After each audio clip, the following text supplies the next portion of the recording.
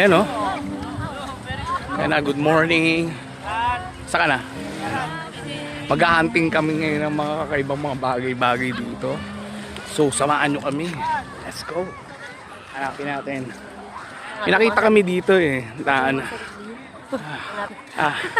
Hanapin natin ha. Pinakita kami dati dito eh. Nasaan na ba? Oh, ayan o. Ganda no. Pag umaga, hanap tayo ng malaking butas.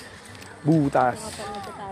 Dito oo, dito yung nagtatago yung mga hanapin natin. Ito bang ganda. Pwede nga ako muna yan o. May maliit. Ito may butas dito. Yan o. Maliit lang yan yung malaki. Hanapin daw natin yung malaking butas. Tapang-tapaan na kasi. Yung mga bagets oo, kanina. Ay, may butas pa doon o. Butas. Wala, yung kanyang laki. Ang bago naman yung gamis. Lito yung alis. Oo. Doon ba daw sa mga kalala? Oo, doon sa malayo. Doon kami pupunta sa malayo. Gagi oh, tingnan nyo, laki. Pati dito ba naman sa sahig, sa sand, sa buhangin. Nakakita tayo ng ganitong mga butas dito.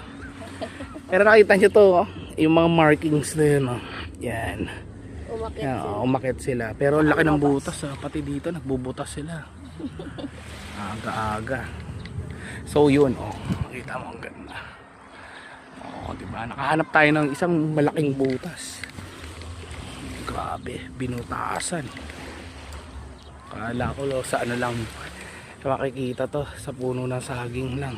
Pero dito rin pala dito sa Zambales. So guys, pinadiscover kami dito sa ano to, Magsasa. Nagsasa na lugar sa kabilang side.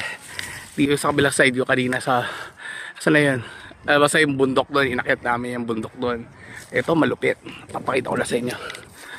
Ito, panis. Panis, parang ano, nasa ano ka.